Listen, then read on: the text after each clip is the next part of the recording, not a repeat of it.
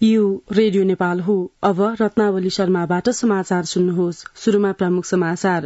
प्रधानमन्त्री पुष्पकमल दाहाल प्रचण्डद्वारा प्रतिनिधि सभामा सार्वजनिक महत्वका विषयमा जानकारी, भारत भ्रमण सफल रहेको प्रधानमन्त्रीको भनाई। नागरिकता विधेयकबारे संसदमा फेरि छलफल गर्नुपर्ने प्रमुख प्रतिपक्षी दलका नेता केपी शर्मा ओलीको माग। प्रतिनिधि सभामा आगामी आर्थिक वर्षको राजस्व र व्ययको वार्षिक अनुमानमाथि छलफल। आर्थिक विधेयक तर्जुमामा अनधिकृत व्यक्तिको संलग्नता नरहेको अर्थ मन्त्रालयद्वारा स्पष्ट। र रूसले कब्जा गरेको युक्रेनी शहर बाखमुत मुक्त गर्ने युक्रेनी प्रयास जारी। सुन त, भोलिको मिटिङको लागि सबैलाई फोन गर्यो? छैन सर, मेरो मोबाइलमा ब्यालेन्स नै थिएन। अलि पछि गर्छु ल्यान्डलाइनबाट। लौ हेर, मोबाइलमा ब्यालेन्स छैन भनेर हुन्छ? तिमीलाई थाहा छैन यस कार्यालयले नेपाल टेलिकमको कर्पोरेट युजर ग्रुप अर्थात सीयूजी सेवा लिएको छ। तिम्रो नम्बरलाई पनि सीयूजीमा सहभागी गराउन। अनि सर, मेरो त प्रिपेड नम्बर हो नि। अहिले नेपाल टेलिकमले प्रिपेड र पोस्टपेड दुवै फोनमा सीयूजी सेवा लागू गरिसकेको छ। सीयूजीमा आबद्ध भएपछि हाम्रो कर्मचारीहरू बीच निशुल्क र नेपाल टेलिकमको नेटवर्कमा सस्तो दरमा फोन तथा एसएमएस गर्न र डाटा चलाउन पाइन्छ नि। तिमीलाई थप जानकारी चाहिएमा नेपाल टेलिकमको वेबसाइट www.ntc.net.np मा हेर न। नेपाल टेलिकम, राष्ट्रको संचार।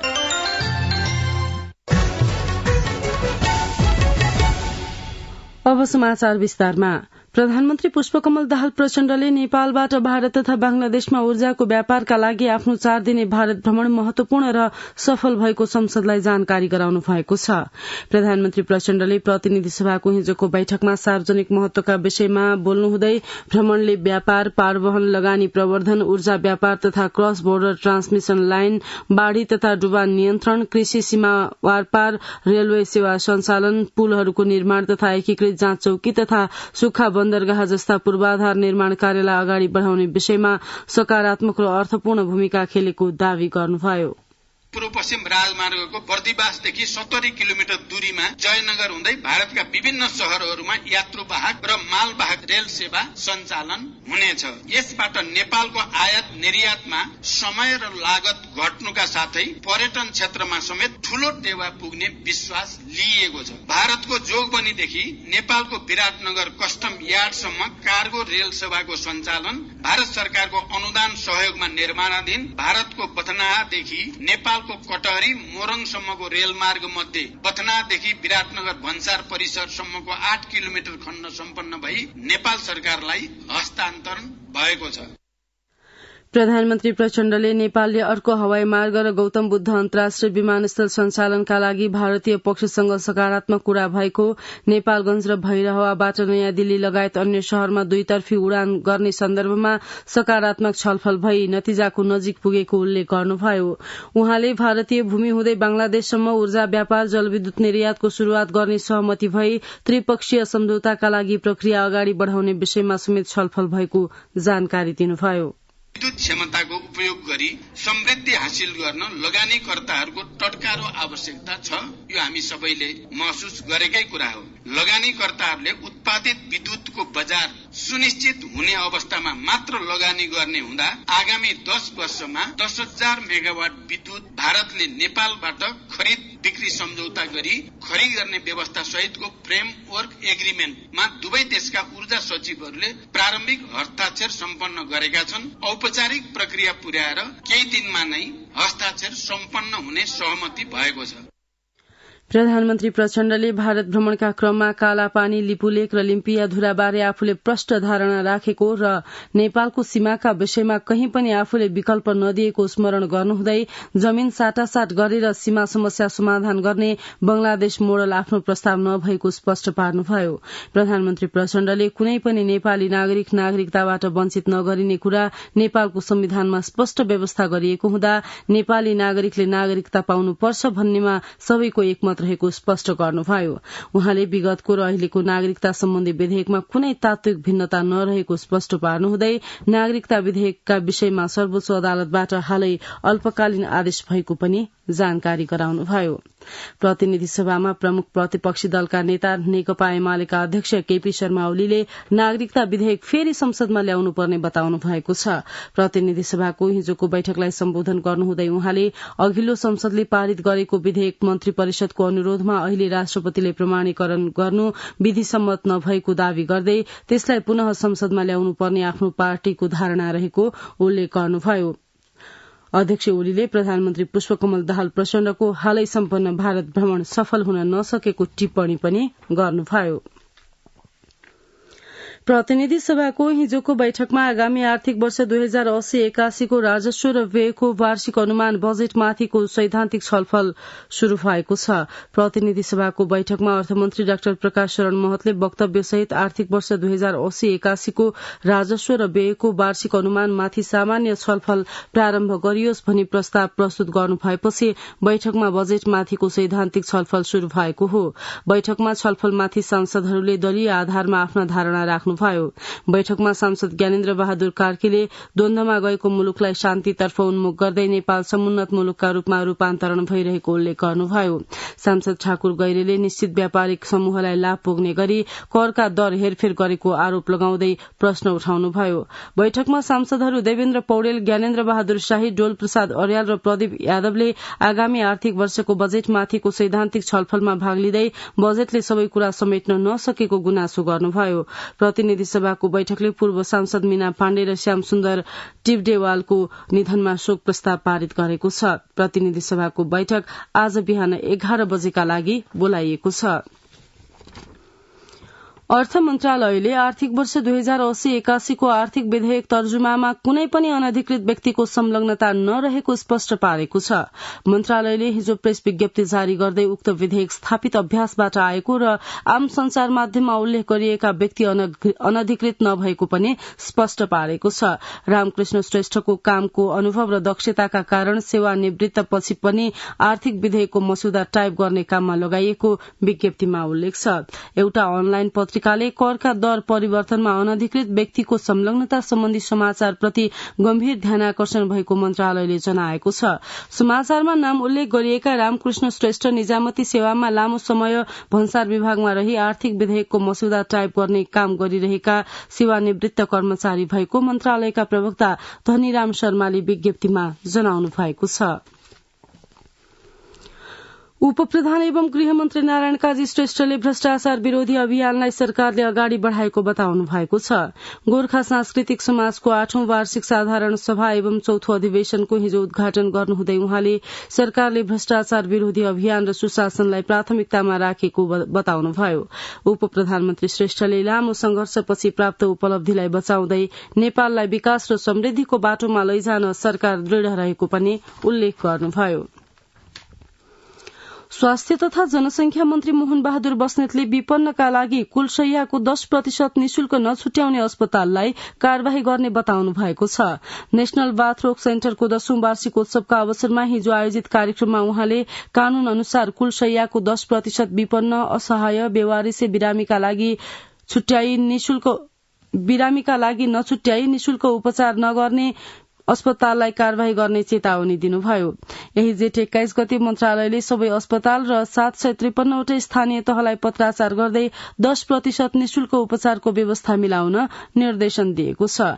मन्त्री बस्नेतले विपन्न, गरीब र असहाय बिरामीको पहिचान गर्ने काम प्रत्येक ओडालाई दिएको भन्दै ओडा कार्यालयले पहिचान गरेर सिफारिशका आधारमा हरेक अस्पतालले विपन्न र असहाय बिरामीका लागि 10% शय्यामा निशुल्क उपचार गर्नुपर्नेमा जोड़ दिनुभयो। आर्थिक अभावका कारण कुनै पनि बिरामीले औषधि उपचार गर्न नपाएर ज्यान गुमाउन नपरोस् भन्दै त्यस्ता बिरामीका लागि मन्त्रालयले आकस्मिक उपचार कोषको व्यवस्था गर्ने पनि मन्त्री बस्नेतले बताउनुभयो। वरिष्ठ बाथरोग विज्ञ डाक्टर विनित वैद्यले नेशनल बाथरोग सेन्टरले सरकारसँग हातेमालो गरेर बाथरोग नियन्त्रण र रोकथाम गर्न सक्ने बताउनुभयो।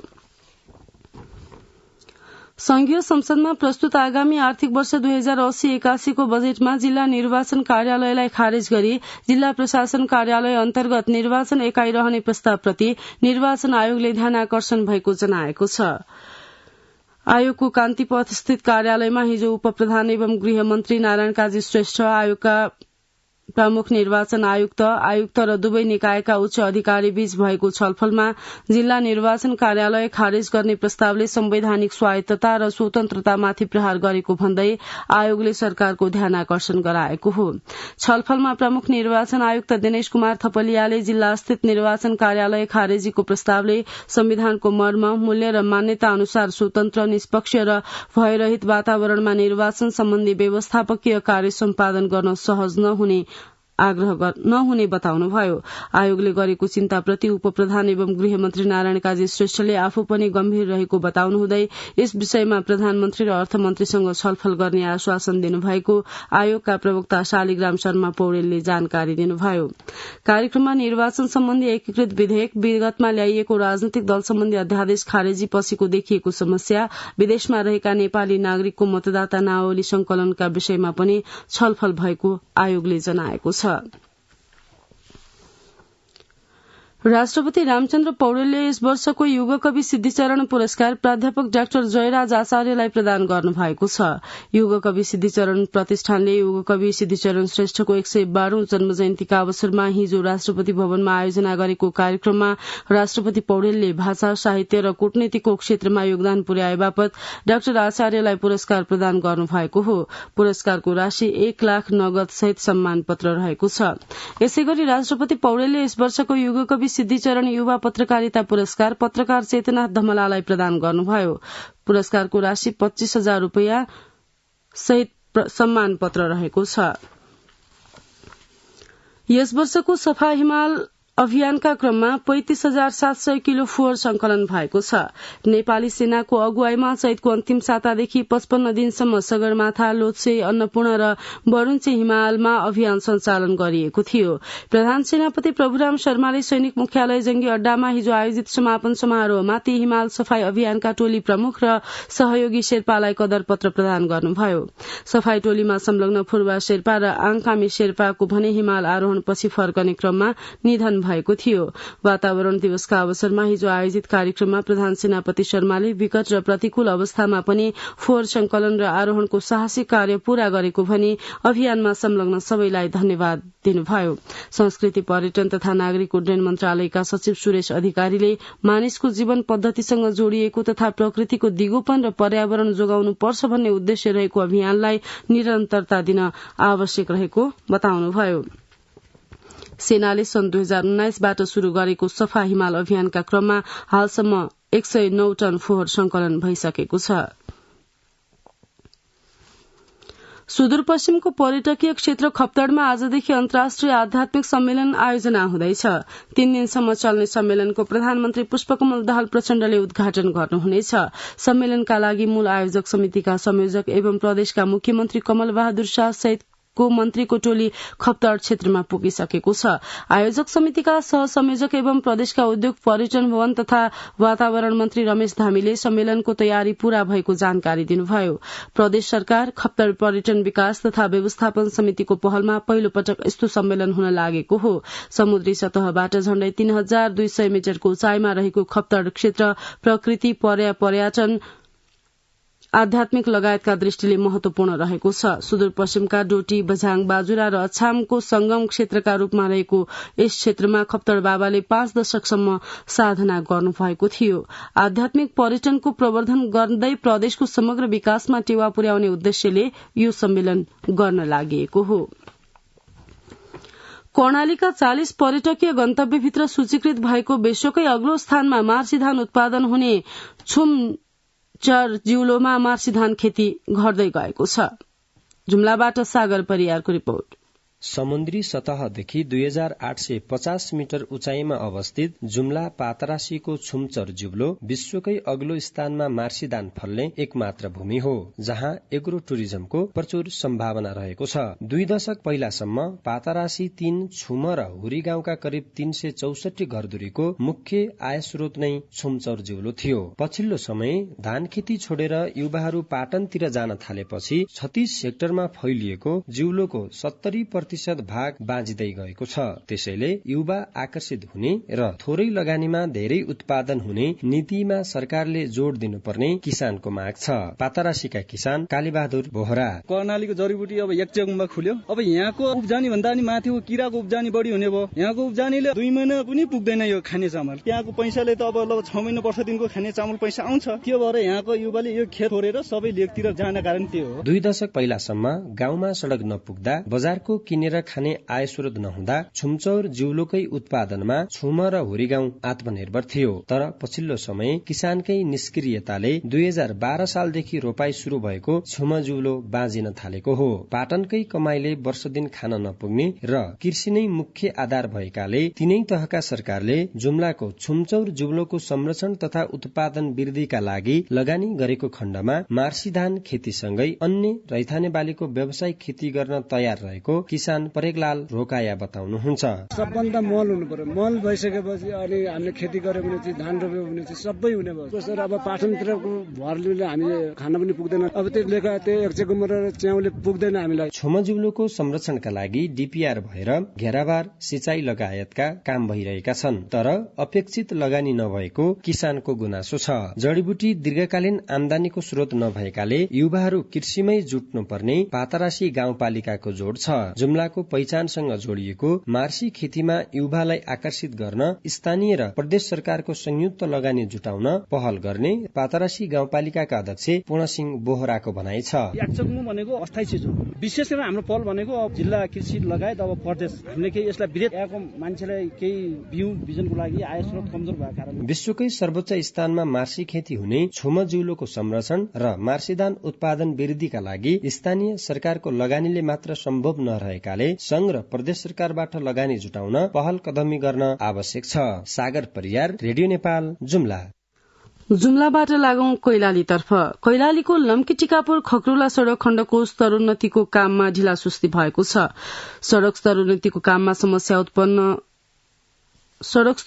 काम समयमा सम्पन्न नहुँदा सवारी दुर्घटना बढ़नुका साथै सड़क आसपास धुलोमय हुँदा नागरिकको स्वास्थ्यमा समेत असर परेको छ। ईश्वर साउदको रिपोर्ट। कैलालीको लम्की टिकापुर खक्रुला सड़क खण्डको स्तर उन्नति गर्ने काममा ढिलासुस्ती भएको छ। हुलाकी राजमार्ग आयोजना कार्यालय धनगढ़ीका सूचना अधिकारी इन्जिनियर दीपक सुनार। टोटलमा 29 किलोमिटर छ र त्यसमा अहिलेसम्म 6 किलोमिटर चाहिँ कालोपत्रे भएर विभिन्न ठाउँ टेवा पर्खाल नाला निर्माण सड़क चौडाई गर्ने कामहरू सकिएर समग्रमा भन्दा 50% भौतिक वित्तीय प्रगति भएको छ। र त्यसमध्ये नि पहिलो खण्ड 8 किलोमिटर, दोस्रो र तेस्रो 10 र 11 किलोमिटर छ र पहिलो खण्डमा चाहिँ यसको म्याद असारसम्म छ र यो समयमै सकिन्छ र त्यसमा 8 किलोमिटर कालोपत्रे हुन्छ यो वर्ष र बाँकी रहेको 21 किलोमिटर 2080 पुसभित्र सकिन्छ। समयमै सड़क निर्माणको काम नहुँदा एकातिर सवारी दुर्घटना बढ़िरहेको छ भने अर्कोतिर दुर्गौली बजार लगायतका सड़क आसपास धुलोमय बनिरहेको छ। यसले गर्दा नागरिकको स्वास्थ्यमा पनि समस्या भइरहेको बताउनुहुन्छ दुर्गौली बजार व्यवस्थापन समितिका अध्यक्ष अमर बहादुर विष्ट।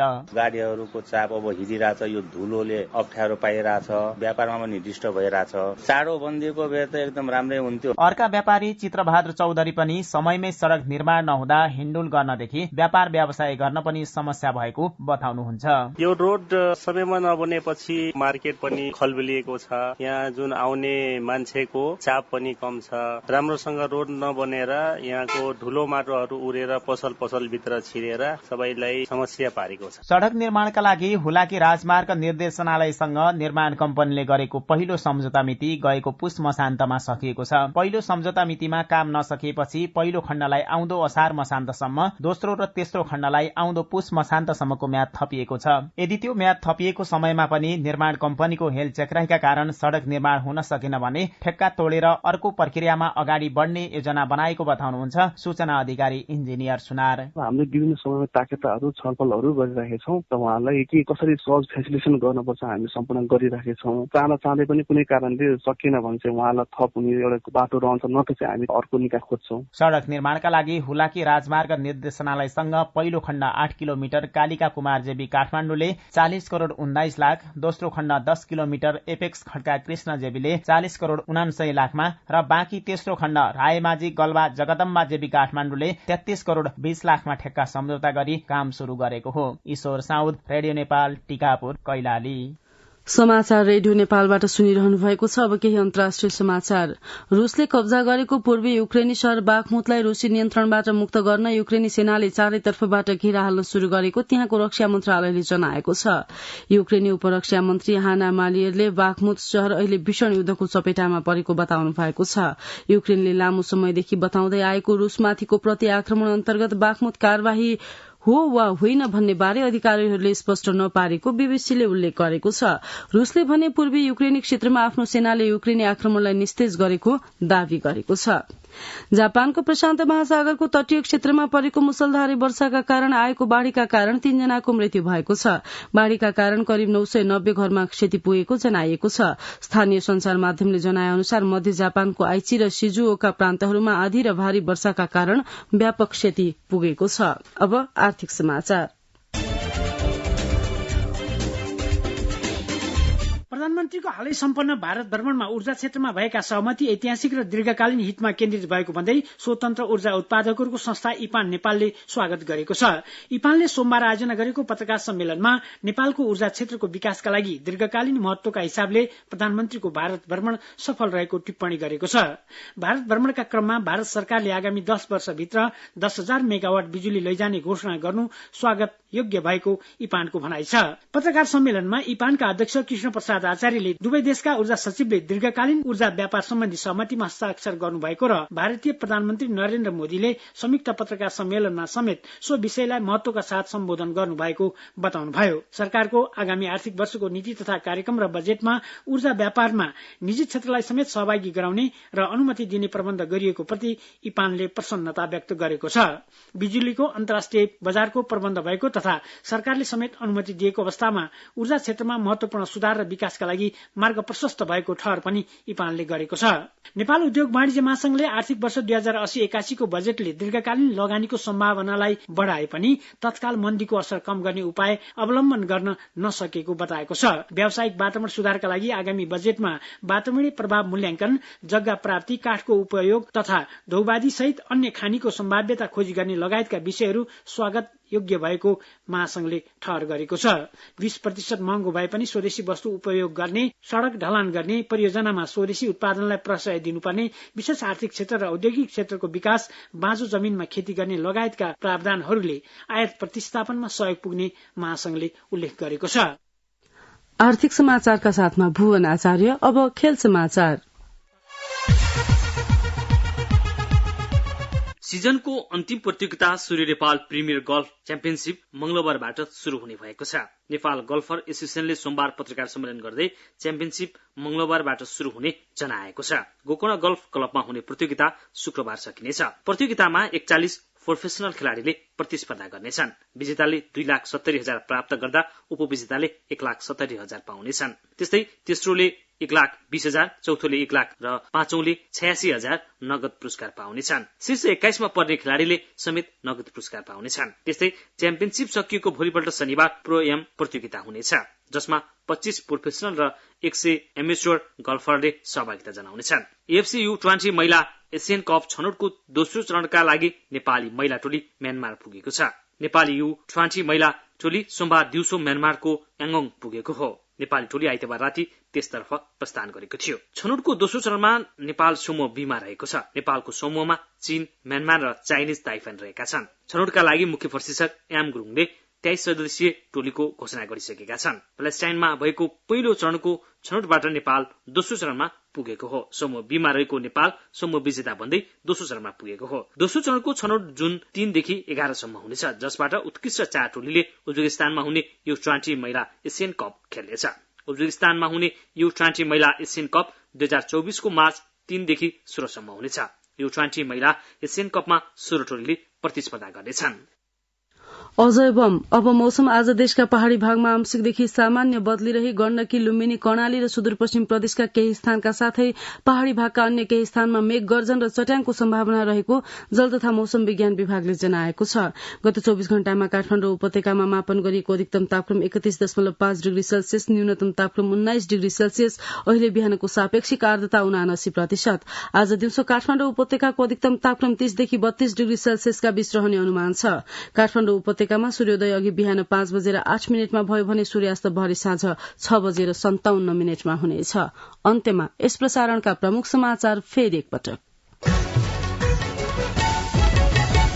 प्रधानमन्त्री पुष्पकमल दाहाल प्रचण्डद्वारा प्रतिनिधि सभामा सार्वजनिक महत्वका विषयमा जानकारी, भारत भ्रमण सफल रहेको प्रधानमन्त्रीको भनाई, नागरिकता विधेयकबारे संसदमा फेरि छलफल गर्नुपर्ने प्रमुख प्रतिपक्षी दलका नेता केपी शर्मा ओलीको माग, प्रतिनिधि सभामा आगामी आर्थिक वर्षको राजस्व र व्ययको वार्षिक अनुमानमाथि छलफल, आर्थिक विधेयक तर्जुमामा अनधिकृत व्यक्तिको संलग्नता नरहेको अर्थ मन्त्रालयद्वारा स्पष्ट र रूसले कब्जा गरेको युक्रेनी शहर बागमुत मुक्त गर्ने युक्रेनी प्रयास जारी। सुन्दै हुनुहुन्थ्यो रेडियो नेपालबाट बिहान 7 बजेको समाचार सकियो। 8 बजे अंग्रेजीमा समाचार सुन्न सक्नुहुनेछ। हवस् त, नमस्कार।